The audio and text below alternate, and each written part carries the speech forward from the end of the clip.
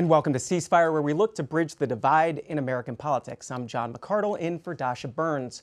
Joining me now on either side of the desk, two guests who have agreed to keep it civil, even when they disagree. Michigan Democratic Congresswoman Hillary Scholten and Montana Republican Congressman Troy Downing.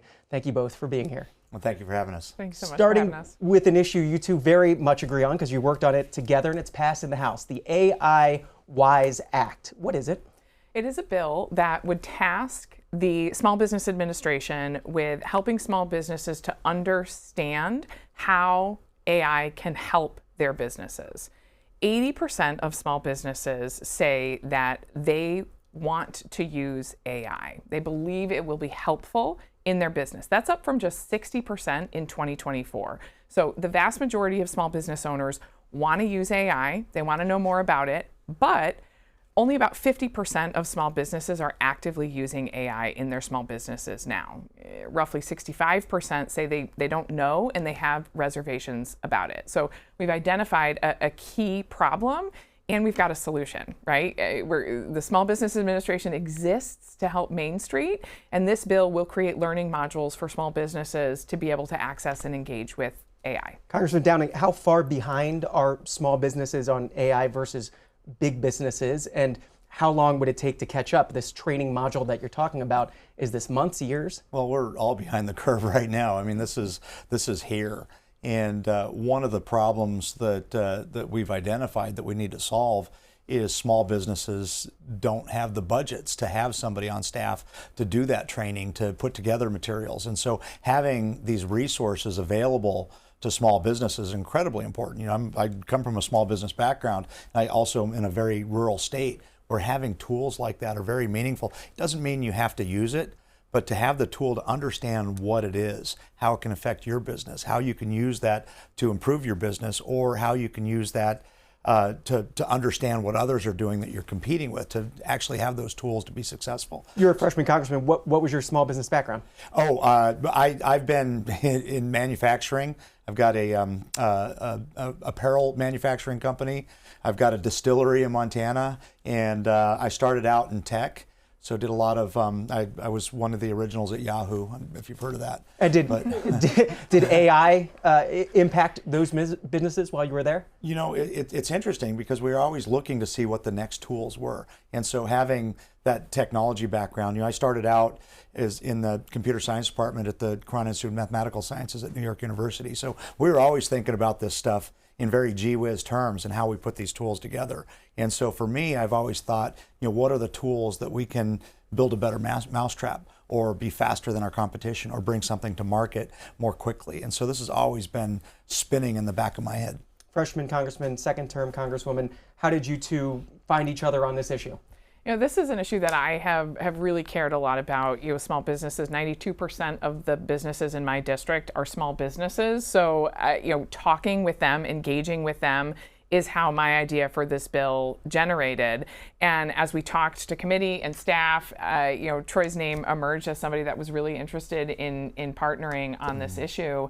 But I think the unanimous passage out of committee and the clear and commanding passage out of the House also shows that the compromise that we have on this issue is not rare. You know, Republicans and Democrats agree that we need to do something on this issue.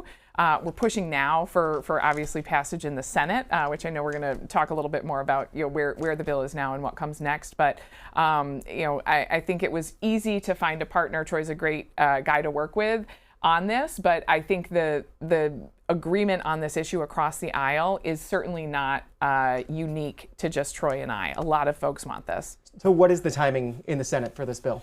You know, we were just talking about that in the green room, and the chairman is working with the Senate to try to get some movement. We're hoping we can do it quickly. Obviously, want to get it done this Congress because things are going to get really crazy once we get to November and beyond. So hoping we can get some play on that quickly. But one other thing I just wanted to kind of underline that Representative Scholten was talking about is, we have bills where we come together and find something that we care about, that, you know, and there's a lot of members on the other side of the aisle where we've got not a lot in common, but we find something that we care about and we champion that.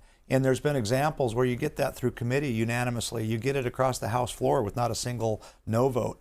And how often do you see that in the headlines? So that's the question. Do you think most Democrats are like Congresswoman Scholten, or is she unique somehow? I think that everybody wants to get something done. Nobody comes here because they want to just, that they hate the country. I hate that kind of rhetoric. This person hates the country and that's why they're doing this. It's just not, it's not true. Everybody wants to get something done. And for me, it's really important that the work that I'm doing, the work that I'm asking my staff doing, the work that I'm trying to get colleagues involved in, actually becomes something useful, actually becomes law, actually gets to the president's desk, actually gets signed.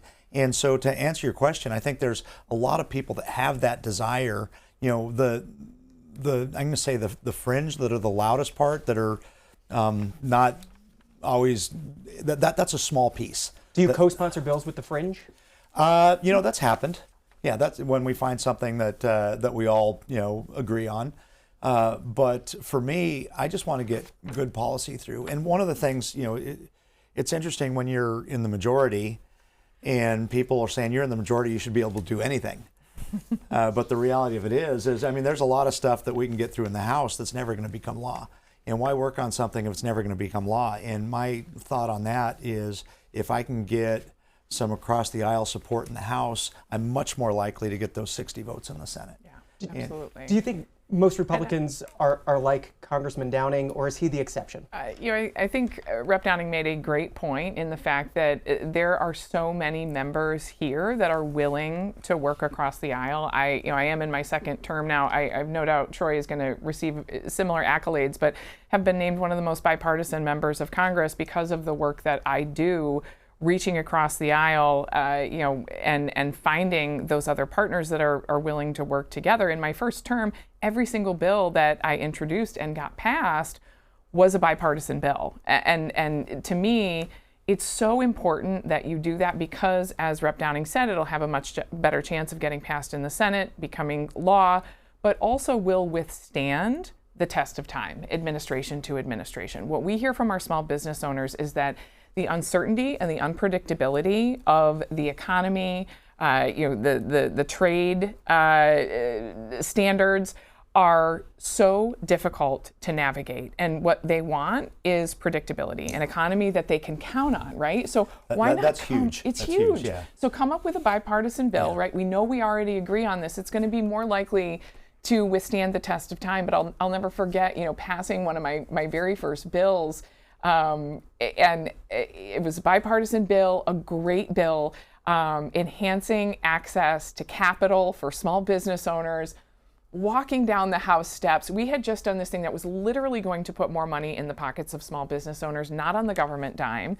And these cameras come rushing out, and they go to talk to a very lightning rod member, who had just said something controversial on social media. It wasn't becoming law, but it was fringe and this was sort of the fringe. This one happened to be on the right, but we've got him on the left too. And I laughed. I was coming down, with it was Dan Muser, and we were kind of laughing. We're like, we just did a bill that's going to really change the landscape in small businesses, and all they want to talk about is this controversy. But that's a real credit to CEASEFIRE and the show that you guys run too, because I think so many Americans care about these issues genuinely more than they do about these fringe lightning rod issues. So as somebody who's done this a couple times, how do you know you found the right person? How do you trust the person that you're reaching out to on the other side? I want to hear this too. Yeah. Well, I think we're experiencing this week, as Troy mentioned too, even in your own party, and we can experience this in the left too, but it can be hard to trust. We got a great housing bill passed in the House and the Senate this week, and the president said he's not going to sign it into law. That's devastating. It's devastating for the democratic process, right? The people have spoken through their representatives that they want this housing bill done, right? And we're not going to be able to get it done. So it can really be hard to trust that the partner that you're relying on is going to see that through. I think relationships matter incredibly. I'm a member of the Problem Solvers Caucus, and that is a way that we can really reach across the aisle. and build those relationships where you know that you can rely on that and it takes a while to build those relationships does. because everybody's a little timid at first. Is this person going to be, Yep. do the right thing? Yep. And I'll just tell you, it's incredibly important to me. I think one of the reasons I've had the successes I have had is because you're building trust and you're not betraying anybody on that, because it takes a while to build that, and you can lose it like that. Yeah. And if you lose it, it never comes back. Can I ask on that housing bill for just one more second? Sure. I wanted to get your reaction to delaying that bipartisan housing bill. The president still does have several more days where he could sign it, but was there trust betrayed? You use betraying trust. Did that happen in this incident? Well, I'm going to say that a lot of us are frustrated because we put a lot of good work into that. And there are things in that bill that were put in on the Senate side because that's what they needed to pass it, that I was not, enamored with. But I still supported the bill because of the greater good that you had there. And so we've got this balancing act between not just bipartisan, but bicameral, and trying to find something that can be passed in both chambers. 358 votes in the House, 85 votes in the Senate. Yeah. That's remarkable. Yeah. Overwhelming. Yeah. That shows two things. It shows the need to get something through. And I got to tell you, we were doing a premature victory dance because, when we got that through. I think we're still going to, get, the administration understands we need, to solve these problems. Mm-hmm. The people know that we need, this is one of the biggest issues I have in my state. I'm in a very rural state. And you get out and you look at the tendrils that this affects. What's the elevator pitch to your constituents on what this bill would do? Well, it increases supply, it decreases red tape, so you can get things to market more quickly and faster. So that's and it's also some reforms on the lending side, because end of the day, access to capital is that's what drives everything from small business to building a family and buying a home. Can I come back to AI for a second? And another one of the big stories of the week. It's June in an election year, so primaries this week. We saw big primaries in New York and Maryland particularly. Yeah. But AI took center stage in several of those primaries. In New York especially, this is from The Guardian, AI-focused super PACs have raised over $100 million this cycle, of which $49 million has been spent so far in the primaries in dozens of congressional races around the country. Half of all the spending has converged on a single Manhattan race. That would be the New York 12 race. The bigger question is, what do you make of all this fundraising by big AI, as it's being called? What does it mean for elections this year? Well, clearly there's a lot at stake, right? But I feel like we're asking the wrong question about, whether or not AI is going to be a part of our future. It's here, right? And the question is, are we going to be responsible about it? I think the same principles apply to the data centers that power AI, right? Where is this content going to be generated? Where is the data going to be stored? Is it going to be in China, right? Or are we going to have the resources that we need to trust our own data here in the United States of America? And a lot of the money is not just behind the big AI, it's behind the data centers as well, so they go hand in hand. So how much regulation is needed?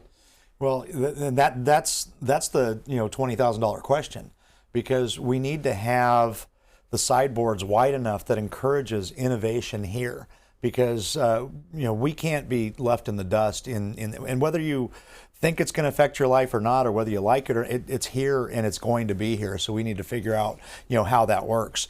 To have sideboards that protect the people against bad actors is important, but having them narrow enough to be protective, but broad enough that we are encouraging innovation here, because otherwise, if we're making it hard, it's going to go elsewhere. Yep. And we're not going to have control over it. And this is going to change so much of our lives here. On affecting your lives, how much has it affected your job as a member of Congress?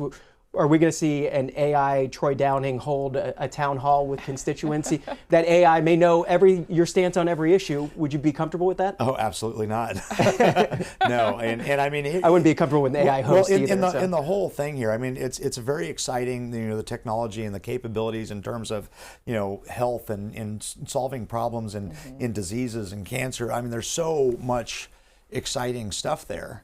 But end of the day, what I think about is what happens to the poets and the philosophers. I mean, where does the humanity come into this? And do we lose that? Now that you have an AI that knows what you like, knows what you don't like, and can actually just make a novel or a song or a painting that it knows that you like, having no human intervention. Do you use it in your office, in your congressional office? Oh, everyone, if you have a cell phone, you're using AI. This is the sort of humorous part to me about the question too, is like, it's not about should we or shouldn't we, it's here, and it's about learning how to harness those tools accurately and appropriately. But it is an incredible tool for understanding constituent feedback, right? Tens of thousands of letters that my office has received since the start. How can we call that information to find out what our constituents really care about? Now, that's not to say I'm going to stop going out in the district and talking to them face to face, but it's another interesting data point to be able to sort through that information very quickly with the use of AI to say, you know, how many of my constituents are reaching out on this particular issue, right? Rather than having a single staffer be able to go through all of that information, but to sort and process, to be able to respond. It's just another way to use the data to find out what our constituents care about and research, right? It's not an end point, it's a starting point, right? So on that research, have you ever typed into ChatGPT, who's the best Republican to work with on this bill I want to get passed? You try, was that? I better start feeding some learning data. Yeah, exactly. Right.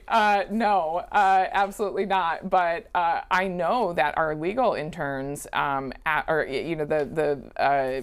legal assistants and our interns absolutely do use AI to do legislative research, and it is a quick tool. But again, it's not the end, it's just the beginning, right? And I think there is no replacing the human eye and the moral conscience, right, of the legislator, of their assistants, of their incredible staff that work with them in the laws that we pass. Yeah. So. Yeah, and I mean, just kind of a little side note on that, because I'm a former regulator, and a lot of these conversations came up, especially, you know, I regulated insurance and securities. But on the insurance side, you know, using AI for rating and a fear that the machine is biased and is going to give you an answer that they don't like. And so, you know, a lot of conversation went into, you know, how's the machine trained? Is the database sufficiently, you know, broad and deep so that you get good, you know, repeatable, you know, statistical, high probability answers? And my position has always been, if that is repeatable and you're getting an answer you don't like, it doesn't mean machine bad. It means if you're hurting a protected class or something that you don't like, then that's the public policy decision, not the means. And it's been interesting, a lot of my folks on the regulatory side saying, well, we need to know how it works. But the reality of it is once those axes reach infinity on those connections, no human can understand that. You'd need an AI to understand the AI. And you know, it's quis custodiet ipsos custode, who's watching the watchers, you know, and some really interesting issues come up with that. From an area where you guys have a lot of agreement to an area where there's disagreement, the Iran issue, and especially an Iran war powers vote. You voted to try to limit the president's war powers. You voted against that. Whatever comes from this final deal that's being negotiated, is there agreement on whether Congress should get a final vote on whatever deal emerges? You know, we haven't really discussed, you know, on Congress having a final vote on that deal, but I know there are concerns about the MOU and what that's handling. And I know a lot of us, you know, what we care about is we don't want a capability of Iran ever having nuclear weapons. I mean, that's a big part. And the other part is we need to have free commerce through the Strait of Hormuz, you know, and what's in those details. I think ultimately, I would like to be able to opine on that. Unequivocally, without question, this is what Congress needs to be voting on. And let's not forget, you know, Congress is not just 435, you know, men and women, and this is not about a power trip. This is about giving the American people a say over a matter of war. And our Constitution is quite clear on that. You know, we're committing dollars, we're, you know, committing American lives. Whether or not we have actual troops deployed over there, this is a matter for the American people to weigh in on. We also have strong agreement, however, on the fact that we have to do something about Iran, and under no circumstances can they have a nuclear weapon that they could use on us. So I think there's strong agreement on those principles, and I think that's a place that we can start from, right? I agree with that. Go ahead. Just one thing is the other thing that you need to keep, or that I believe that we should keep in the back of our mind, is the president, the commander-in-chief, needs to have tools in exigent circumstances to deal with real threats. Yeah. And so when you look at the War Powers Act You're saying of this 73, commander-in-chief or any commander-in-chief? Any commander-in-chief, yeah, exactly. Mm-hmm. You need to be able to deal with emerging threats in a sometimes very expeditious manner. And so the 48-hour notification, the 60 days with the 90 deploy. I mean, that's all stuff that I think is we need to have the ability for a commander-in-chief to do something in exigent circumstances. Congresswoman Scholten talked about committing dollars. This is from the Associated Press this week.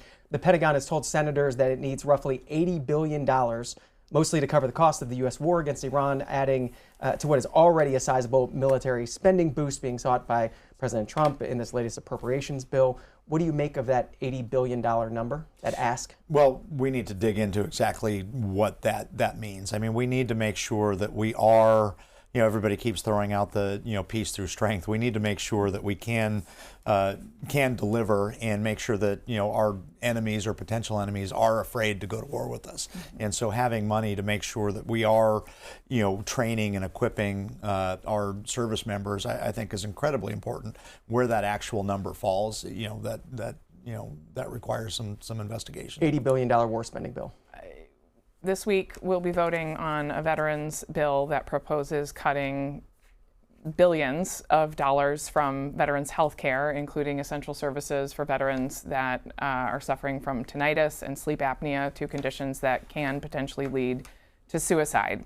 I think we have a lot of places where we can spend that money, including on our war heroes who have already served our country. And I think before we go committing more American dollars and American lives, we need to see that there's a strong plan. I agree 100% wholeheartedly. We need to make sure that the United States is in a position of strength and our enemies are afraid of going to war with us. That is not only an issue of the amount of dollars that we're willing to commit to that, but it's about having a strong and effective plan before we run headlong into starting wars with major adversaries. What's the reasoning for those cuts to the veterans services? It's not my bill. Is it a bill you're familiar with? Sorry, I didn't mean to put you on the spot, Troy. It's not my bill either. But I know that they are expanding, some other issues like the Major Richard Star Act. There's the provisions in that are being paid for with some of these reductions on the tinnitus and the sleep apnea. So, I signed the discharge petition on the Major Richard Star bill. We have a mechanism. It ensures that wounded warriors will receive their disability benefits even if they retired before 20 years, even before they were medically discharged. Yeah. So it's incredibly important. We have a discharge petition on the House floor. We could get that done separately. Again, I don't think this is about scarcity of resources, and I consider myself a pretty fiscally conservative Democrat, but it's about priorities. For folks who don't speak DC, what is a discharge petition? What does that do? It is a unique procedural tool wherein the party in the minority can force a piece of legislation to the House floor if they secure a majority of votes on that bill. Democrats have been able to do that 3 times. On substantive policy positions, including the Epstein files, you may be familiar, and even getting a vote on the Affordable Care Act subsidies earlier this year. So there is one. We are approaching the threshold on it. Call your legislators, ask them to put it on it. This is incredibly, incredibly important. And I know, Troy, you are supportive of the concepts of this in this bill as well. But it's a critical piece of legislation for individuals who are wounded while serving our country. And the issue that you sometimes run into with discharge petitions is it's only giving you part of the story. It's giving you, here's this bill, but how are you going to pay for it? How do you actually enact that? Whereas the other bill has all those pieces into it. That was my question. But I'll say, if I can, Jonathan, if I can just say, I think that these are incredibly important conversations that we should be having. But my perspective would strongly be, we can pay for that by taking a closer look at why we're committing $80 billion for this next offensive in Iran. We don't have to cut off veterans who have served our country and are suffering from conditions like tinnitus and sleep apnea in order to say we can pay for the Richard Starr Act, right? I think that we can do all of those essential health care provisions, and let's take a closer look at the $80 billion and come up with a little bit better plan. As somebody who's in the majority, just one more question on discharge petitions. A good way to find bipartisanship in an often divided Congress, or a way for the minority party to mess with the majority leadership? Historically, a discharge petition is a tool of the minority to get play on the House floor. So that's traditionally what a discharge petition is. And let's not forget, every representative, right? It's not just an individual in a game of power dynamics, right? We are speaking for 750,000 American people, right? So when I sign the Major Richard Starr discharge petition, it's on behalf of the brave men and women in Michigan's 3rd Congressional District who served our country, and I want to make sure that they can get the health care that they need. You mentioned your district. We only have a few minutes left. Have you ever visited the 3rd Congressional District, and have you ever visited the 2nd District of Montana, correct? 2nd District, yes. Yeah. Have either of you No, visited? But you are welcome anytime. We were talking fly fishing earlier, and we have some really incredible Where do I rivers. fly into? GRR, Grand Rapids, best airport in the country. Where's the first place you take him if he comes to your district? Oh, well, I mean, he mentioned fly fishing, and obviously Montana has some great fly fishing, so I'm not going to say it on air where the spot is where I'd take him, because it's the best kept keep secret. The secret spot secret. Exactly. Exactly. But we'll take you fly fishing. Where's the first place you take the Congresswoman if she comes to Montana? Montana is such a beautiful state. In my district, I get the farmers and ranchers and coal miners, but I've also got the Beartooth Highway, which is just spectacular. It's going from Red Lodge, Montana, into Yellowstone Park. It's the you see a lot of postcards with pictures up there. Now you're getting my transportation and infrastructure nerd side out. So well, let's go. The 50 states and infrastructure, this Great American State Fair is happening on the National Mall right in our backyard here. On this issue of bipartisanship, do you think the 250th anniversary of the birth of this country is bringing members of Congress together as we move to the 4th of July holiday? Is there more bipartisanship happening because of it, or is it creating more tensions? I certainly hope so.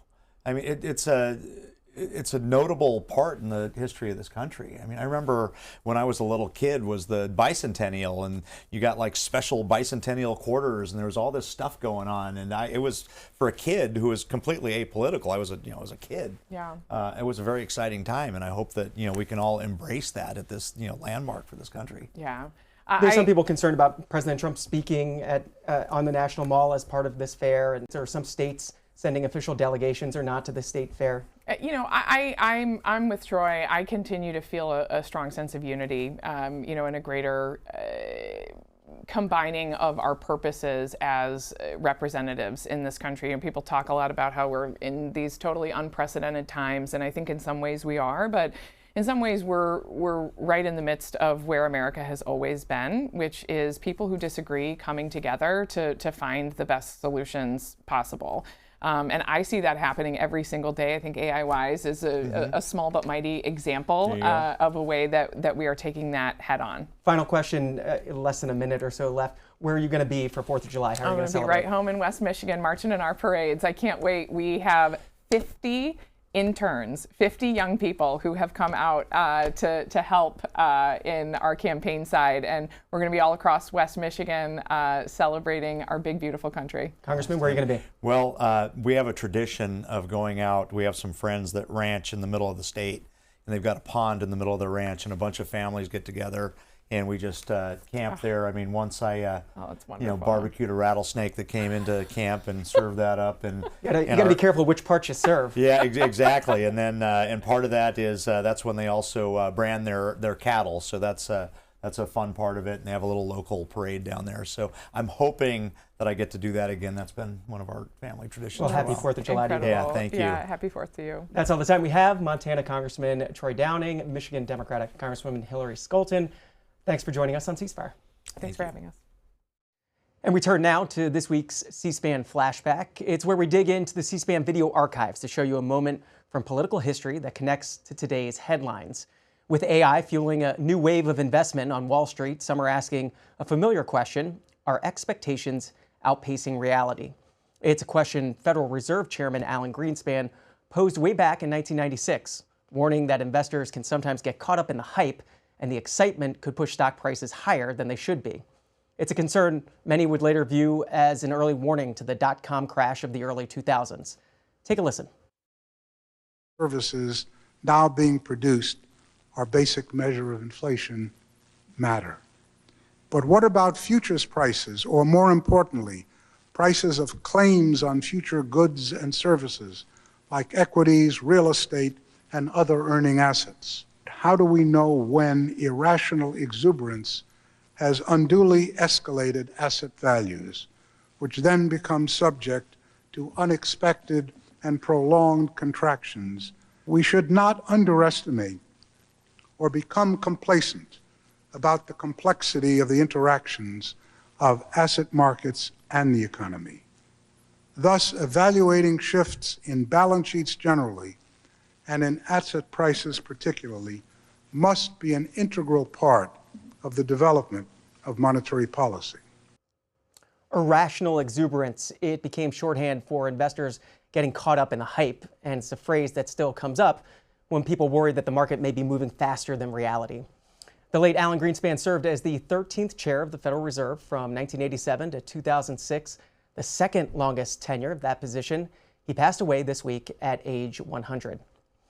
Now to the portion of our program where we focus on the strategy behind the policy. I'm joined by two political pros from both sides of the aisle: Democratic strategist Michael LaRosa, press secretary to former First Lady Jill Biden, and Republican strategist Tricia McLaughlin, a former Assistant Secretary of Homeland Security in the second Trump administration. We'll look to you all to help pull back the curtain on the news of the week. But first, Tricia McLaughlin, before we get to all that, I wanted to get your take on the legacy of Alan Greenspan. Well, he was a giant in his own right, and decades of economic influence over this country and worldwide. But quick story on Alan Greenspan. My first time at the White House, actually, he was in line behind me. I was an intern at the time for NBC, forgot my password, and he said to me, SOL, and I said, SOL, but at that time, didn't care, I couldn't get in the White House. I got to meet Alan Greenspan. Michael LaRosa, do you have an Alan Greenspan story? You know, I do. Not one with him directly, but when I was growing up, Bill Clinton was my hero, and I remember having a conversation as a young kid with a relative who was a Republican, and I said, well, I was giving President Clinton so much credit for a lot of the economic expansion and the economic prosperity of the 90s, and the relative, sort of bit back at me and was like, that wasn't Bill Clinton, that was all Alan Greenspan. And but and that is true. But he was a giant, as Tricia said. He was one of the great economic thinkers of our time, but he presided over this sort of, from 1987 to the early 2000s, I think, this large period of economic expansion in the country's history, and was known for working really well with Republican presidents and Democratic presidents, Bill Clinton especially, George Bush, both Bushes, and Ronald Reagan.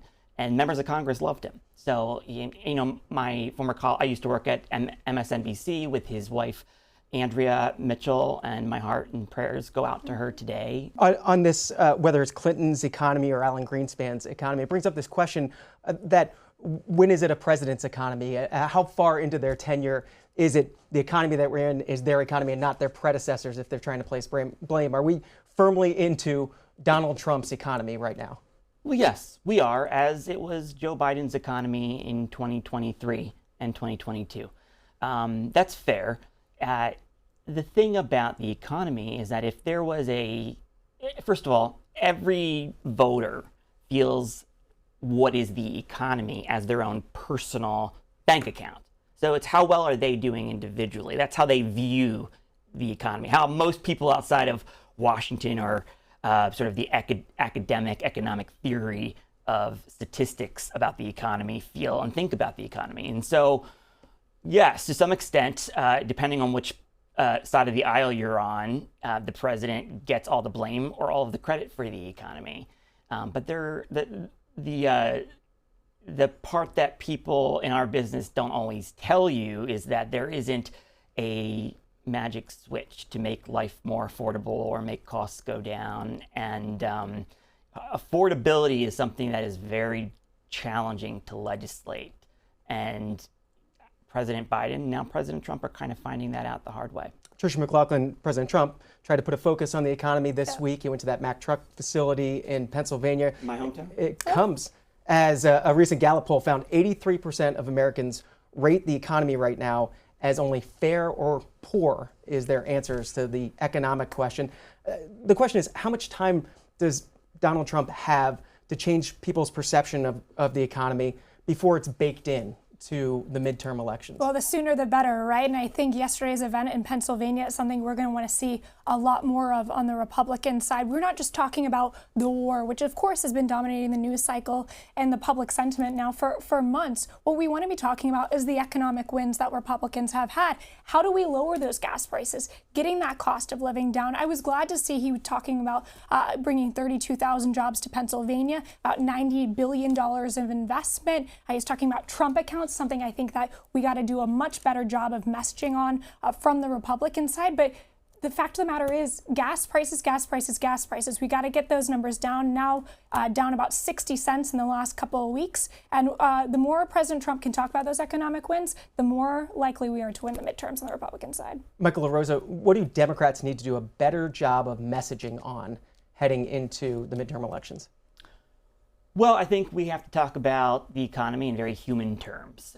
Like Tricia said, gas prices. The economy is sort of what every voter is paying out of pocket to fill up their gas tank, to pay for groceries. And Democrats need to find a way to humanize the economy for folks and cost of living. But very specifically, they need to tell voters what they will do differently than what the Republicans are doing now. Every election, whether it's been a midterm or presidential election, I think since 2004 has been a change election. And in order to be on the side of change, Democrats need to communicate what they will do differently to bring those costs down. What did we learn about Democrats this week from the primaries, especially the ones in New York and Maryland, about the future, the direction of the party? I would argue we haven't learned much. I am a firm believer that Democrats in New York primaries are not the Democrats who can and will win in the places around the country outside of Manhattan that will determine whether Democrats take back the majority or win power. These aren't the battleground whether seats, it's you're saying. A governorship, the White House, or Congress. Our power, our majorities don't come from seats, congressional seats in Manhattan. They come from congressional seats exactly like you saw yesterday where the president was at the Mack truck facility in Allentown, Pennsylvania. It is a bellwether. It is a Trump, Biden, back to Trump district. It is evenly split among suburban educated men and women and also union households and white working class voters. Again, the Mack truck facility and Bethlehem Steel have been were pillars of the industrial expansion in the United States for over 125 years. There's been a lot of change there, but that Lehigh Valley where you saw President Trump has probably the most endangered incumbent Republican in Congress, Ryan McKenzie. It's those seats that Democrats will need to win, but they won't be doing it on the platform, the style, the rhetoric of a Mamdani or any of the candidates who won last night in New York. Tricia McLaughlin, just one headline from Fox News on this week's, specifically the New York primaries. Party of Zoran is the headline from Fox News. Mamdani emerges as Democratic kingmaker after socialist allies sweep NYC primaries. What do you think we learned about the future of the Democratic Party this week? I think Michael made some great points, but I have to largely disagree because I agree. This is not New York in a vacuum. I mean, you look at the Michigan Senate race, you look at the Maine Senate race with Graham Plattner. We clearly have a socialist strain that's kind of starting to dominate the Democrat Party. We also have major anti-Israel sentiment, anti-Zionist sentiment. open border sentiment. I mean, largely these three candidates that won these primaries last night, backed by Mandami, all of them want to abolish ICE and really have no borders whatsoever. So I do think that this was, of course, a win for Mandami. He's showing his bona fides as far as being a kingmaker. I think, quite frankly, it's bad for the country. I think it's bad for the Democrat Party, and I would caution my Republican colleagues who are kind of frothing at the mouth about this, because this does show massive foils. These candidates, the crazy things that they say, even being self-avowed communists in at least one of these cases, and saying that they should abolish prisons in another case. As much as I think Republicans want to salivate and use these, of course, in ads and to raise political donations, I think it's a real problem, because these people are going to be in Congress, and these people could be leading the Democrat Party not in the near future. Yeah, and I want to agree with Tricia with everything she said about the Democrats, who are like, they are, and the anti-Israel sentiment, the open borders sentiment. That's who they are. That's who they say they are. In my opinion, that's not who the Democratic Party should be, or the vast majority of Democratic voters, what I call the normal common sense wing of the Democratic Party, outside of places like Manhattan and West Hollywood, the places like you saw yesterday in the Lehigh Valley. They are not anti-Semitic. They are not open for open borders. But Tricia is so right that the problem the Democrats face with this pocket of what I would call the pro-Hamas wing, or the far left wing, the socialist wing, as they call themselves, of the Democratic Party, is that they are a foil for Republicans. And to me, the most problematic candidates seem to be the ones on that end of the spectrum of the Democratic Party. And those are the ones that are going to be a foil for Republicans, but also they're going to brand the entire Democratic Party. They're going to be able, with the Republicans' help, to paint the Democrats with a very unfortunate wide brush. And that's what we should have been trying to avoid. My job as a communicator for Democrats, when it makes, of course, and to be transparent about it, is to make sure people know that this is relatively, right now it is, confined and isolated to very dark blue urban enclaves like Manhattan and Los Angeles. We'll see what happens in Michigan, because Tricia's right. There is a danger that we could blow our chances at the Senate because of that Michigan Senate race. We'll see. Right now, it's largely isolated to very dark blue urban enclaves.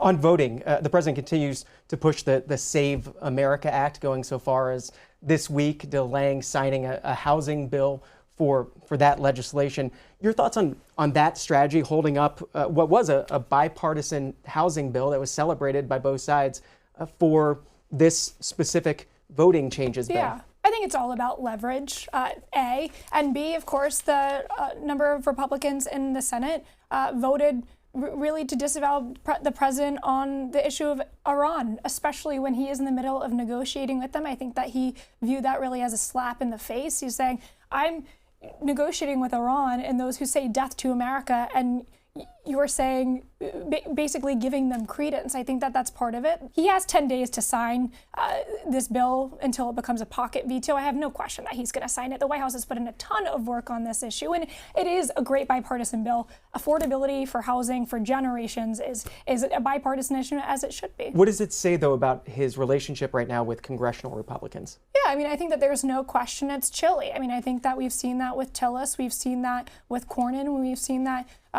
with Cassidy, as well as a number of other members. I do think that with that Iran vote the other day, I mean, some Republicans would say that was a procedural issue. McCormick wasn't there to vote, McConnell wasn't there, so it wouldn't have that resolution wouldn't have passed, and it doesn't really have any teeth to it, as far as it's not going to go to the president's desk, and there's no actual power behind it. Michael LaRosa, is this a good time for Democrats to try to reach out across the aisle and find allies at a time where there is some tension between the president, especially congressional Senate Republicans? Sure. I think there's always a good time for trying to make things bipartisan. It's a bipartisan bill. It seems like more of an issue within the other side of the aisle with the Republicans right now. And sort of the negotiations regarding another priority of the president's. But it would be a shame because this is a good bipartisan affordable housing bill. Republicans and Democrats have spent a lot of blood, sweat, and tears on it, and it's a win for everybody, which you don't see very often in Washington. Another priority of the president, and it plays into the Save America Act, is getting rid of the filibuster, calling on Senate Republicans to get rid of the filibuster to help pass this legislation. What do you think of that move? I don't think John Thune is going to go with that. I don't think he wants that to be in any way part of his legacy. I also think, Republicans are saying 2026, of course, 130 days away, 2028, not much further. If Republicans don't maintain control of the Senate, that's going to have generational implications for the Republicans to nuke that filibuster. So I don't think it's going to happen. President Trump has said that if Republicans don't do it, Democrats will nuke the filibuster if and when they ever regain control of the Senate. A, do you think that's true? And B, what do you think happens with Democrats' effort here to continue to block the nuking of the filibuster? Well, I do think there are some Democrats who would like to do that. I don't think it will happen. I think there are enough Democrats who respect the institution, who respect the use and the use of the filibuster as a tool, as a legislative tool for the minority. And I just, as it happened under President Biden, there was a very big push to kill the filibuster on the Democratic side when we controlled the Senate. And there were moderate minds and who made that very difficult, including President Biden, who was an institutionalist. That was not exactly where he always was or wanted to be. There was a lot of noise on the activist left and in the more progressive part of the Senate, but cooler minds prevailed, and with moderates like Kyrsten Sinema and Joe Manchin, we were able to prevent that. So I'm confident that there will be some of those institutionalists, like a Fetterman, like a Cortez Masto, like a Hassan, who will probably get in the way of any attempt to get rid of the filibuster. And the argument of the institutionalists is that the filibuster can create bipartisanship, that you have to have enough votes to make it happen. You have to work with some people on the other side of the aisle. In reality, do you think it does that, or does it just make less get done by Congress? Sometimes that's not a bad thing. Yes. The minority. We found some agreement here? Yeah, bipartisan agreement. I mean, there's look, the Senate was designed for a minority to have some power, and this is how the minority in the Senate can exercise power. But it also can be very bipartisan, especially when legislation is problematic, or when you're trying, because legislating, people forget, yes, it's about passing laws, but it's also about stopping bad laws from being passed. And that is where the filibuster has been enormously helpful. Your thoughts on that as well? Yeah, I think left and right, center, we agree on this issue. I think certainly, that is, especially from a Republican standpoint, we want less big government. I don't think we necessarily want more laws to be in place. So I think that you're exactly right, Michael, and I would echo those same sentiments. Let me come back to this week and President Trump coming up to Capitol Hill to meet with Senate Republicans, even amid this disagreement on how to proceed with this housing bill. This is from Notice, writing that Senator Rick Scott's decision to end run Senate Majority Leader John Thune and invite President Donald Trump to an all-members lunch on Wednesday of this week upset Senate Republicans and left many of them with the belief that he will challenge Thune to lead the conference later this year. That's according to sources that talk to Notice. Tricia McLaughlin, do you think John Thune is in the midst of a potential leadership struggle here to lead Senate Republicans? I think only time will tell. I think we're looking a little probably too much into this one instance. Yes, Scott did challenge or attempt to challenge for a majority leader last go around, but Scott has actually spoken directly to this report and said, look, I wasn't trying to, ruffle any feathers. I was just trying to bring the president on board and get him to come to lunch, and that he wasn't trying to break any sort of protocol. So that's not just something one says when one doesn't want to come out and say it? No, I think that looking into this one lunch is a little bit too much palace intrigue for my taste. Could it be a broader, if this is part of a broader pattern? I think sure. I think John Thune, there's obviously, it's been an uphill battle between him and the president. There is some tension there, but I think in the immediate term, he's safe. Let me stick with palace intrigue for a minute. Mike Johnson, if Republicans lose control of the House, do you think he loses his post atop House Republicans? You know, he seems to have a very fuzzy and warm relationship with President Trump. So I think as long as the president does maintain complete control of the Republican Party, I don't know what his relationship is like with J.D. Vance or with, say, Marco Rubio or somebody else who could have eventually inherit the Republican. I shouldn't say inherit. Eventually, could be nominated by Republicans. That could be a different conversation. That being said, my prediction would say that Republicans do not lose the House this go around. Michael LaRosa, I'm sure you may disagree with that, but staying on the palace intrigue aspect of it, Chuck Schumer, does he become Senate Majority Leader if Democrats somehow run the court here and pick up enough seats to take control of the Senate in the next term? Yes.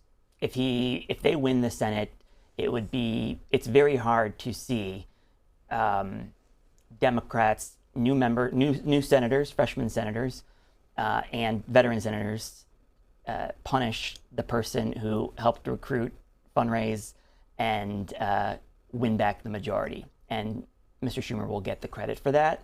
So it would be hard for me. It's hard for me to see a situation in which they win the Senate and Senator Schumer does not become majority leader.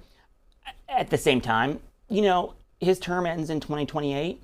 He might be looking at the next 2 years as, leading into retirement. So who knows? I don't think he is more ambitious than being majority leader. That is his goal. That is what he's good at. He's good at recruiting. He's good at fundraising.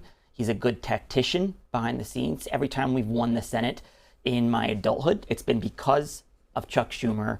I think probably 70% of that Democratic caucus was either recruited or protected by Chuck Schumer, invested in by Chuck Schumer. So he has a lot of goodwill among the Democrats in the caucus now, but also among the Democrats running who are going to receive a lot of investment and funding because Chuck Schumer is directing it their way. Recruiting, fundraising, being a tactician, who's the best that you've ever seen at that? It doesn't have to be Senate, House, Senate. Who's the one that comes to mind for you? Is it Chuck Schumer? You know what? Chuck Schumer and Rahm Emanuel. I think they would probably be the ones that I would say. I think there are legislative tacticians. I think Harry Reid and Nancy Pelosi were fantastic at it. And in fact, I think one of the lessons from last night in New York City was not so much about the direction of the Democratic Party, but it is that there will be a big test for Hakeem Jeffries when we win the House, which I believe we will by the nature of math. We only need to pick up 3 seats. I believe Hakeem Jeffries will be the speaker come January. But do you think he'll be challenged for that post? No, for the same reasons as Chuck Schumer. When you win. If he wins. But the biggest test will be, and the measure of success for Jeffries will be the comparison to how Nancy Pelosi was just a master at protecting her vulnerable members of the caucus, keeping her progressives happy, and passing historic legislation. And some might say keeping her members in line and not losing votes. That was what I was saying. That Republican leaders have sometimes struggled with. Being able to keep coalitions happy, but never bringing bills to the floor or votes to the floor when you don't have a hard victory in store. Nancy Pelosi never brought a bill to the floor if she knew it wasn't going to pass. And if she wanted something to move in committee, that bill moved. Jeffries, unfortunately, is stepping into some very big shoes when it comes to coalition building and keeping a very ideologically, politically, and geographically diverse caucus very unified and very happy. Because going back to the part of our conversation at the beginning about Tuesday night, the diversity in the Democratic caucus is geographic. And we can't win the House without winning in purple or red seats. Blue seats, sure, they're a part of it. but we win majorities because of the red and purple seats, not because of seats in Manhattan. And so that takes a lot of unity, a lot of skill, a lot of member services as the leader of a caucus. And if I were Hakeem Jeffries, I would be starting to work with some of these socialist nominees from New York, Philadelphia, where have you, starting now. Tricia McLaughlin, is keeping coalitions happy something that's inherently easier somehow for Democrats? Why have Republicans at times, especially in recent years, struggled with that inside their own caucus? That's a great point. I think somewhat by nature, Republicans are a little bit more contrarian by nature, maybe a little bit rebellious. I mean, of course. Would you agree? No, I mean, trying to find agreement. We have our squad. They have them more. They've always had the more extreme members of their. Yeah, they have a couple of squads. Yeah. You know, but go ahead. Go ahead. Finish. 2024, I think what Trump and Vance were so successful at doing was taking multiple different coalitions who are very disparate and really unifying them behind one banner. And that's something that will we be able to replicate come 2028? I think that's a big question. And of course, I mean, the Iran war in itself, you're looking at the different kind of podcast wars, podcast feuds amongst each other, amongst these individuals and politicians. Will that play out with voters? I think we're yet to see. What we have seen, and I think that Donald Trump has done such a really phenomenal job at, is fundraising, and that they are vastly out fundraising, whether it be super PACs or that campaign direct money. Mm-hmm. And so I think that that's kind of an untold story so far in those midterms. Yeah, I would have to agree. And that's the one thing that does scare me about the midterms. Well, I'm pretty confident in the math and that Democrats will win the majority, at least in the House, in the end. What does make me nervous is the large reserve of funds that the president has raised comparatively to the sort of outside groups that Democrats have. Candidate by candidate, I feel very good. There's, our Democratic incumbents, I think, are outraising their challengers. There's some Republican incumbents who are not outraising their challengers. So I feel good candidate to candidate, but it's those outside groups where the Republicans have a big advantage. We're all going to find out together in just about 130 days from now, Election Day, midterm elections 2026. But we're out of time for this program. But I did want to thank you both for joining us. Tricia McLaughlin, Michael LaRosa, appreciate you lending your expertise. Thank you. And that's all for this episode of CEASEFIRE. This program is also, of course, available as a podcast. Find us on all your usual podcast channels. I'm John McArdle. Remember, whether or not you agree, keep talking and keep listening.